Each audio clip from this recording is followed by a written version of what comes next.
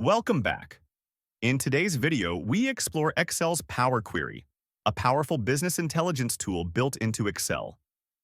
Power Query allows you to effortlessly import data from various sources, clean it, transform it, and reshape it as needed. This tutorial will guide you step by step on how to merge multiple columns into one using just a few clicks. No formulas or functions required. To demonstrate, we'll use airline loyalty data. Our goal is to combine the city and province columns into a single column. For this, go to the Data tab, click on New Query, and from the drop-down menu, select from File, then from Workbook.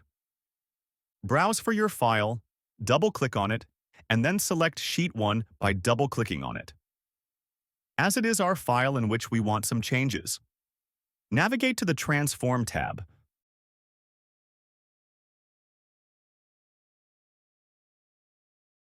Hold down the Control key and select both the city and province columns. Then, under the text column section, click Merge Columns. Choose a separator for your merged column, such as a comma, space, or any character that fits your needs. Set the new column name to something relevant, like city, province.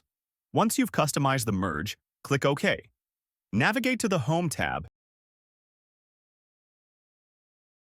and click Close and Load to load your edited data back into Excel.